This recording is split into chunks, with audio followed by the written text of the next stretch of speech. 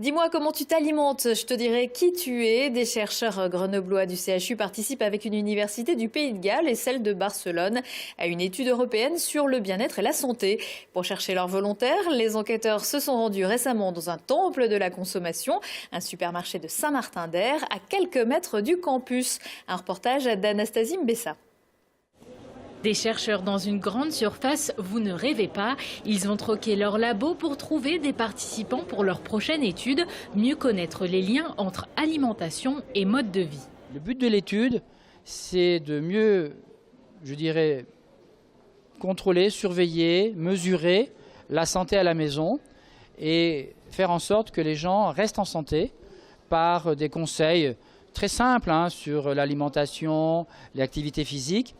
C'est dans le but de prévenir l'épidémie de maladies chroniques. À terme, cette recherche pourrait aider un grand nombre de personnes, mais pas n'importe qui peut postuler à cette étude.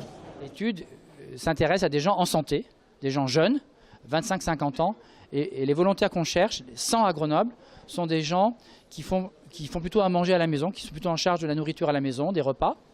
Et on veut des gens qui n'ont pas de maladie. Alors comment on sait ça? C'est très simple, c'est des gens qui ne prennent pas de médicaments.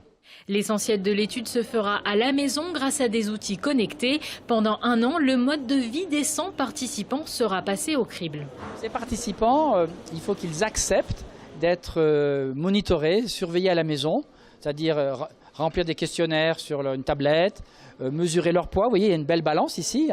Mesurer leur périmètre abdominal, mesurer leur qualité de vie, nous dire un peu ce qu'ils mangent. Voilà. Donc, c'est pas très lourd, mais il y a quand même des renseignements à donner qui sont anonymisés. Prise de sang, prise d'urine.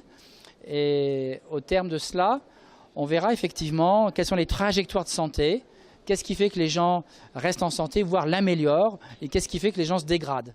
Mais patience, il faudra attendre 2 ans pour connaître les résultats de cette étude et être capable de savoir quels aliments sont les plus bénéfiques pour notre santé. Les participants à cette étude recevront une indemnité de 150 €.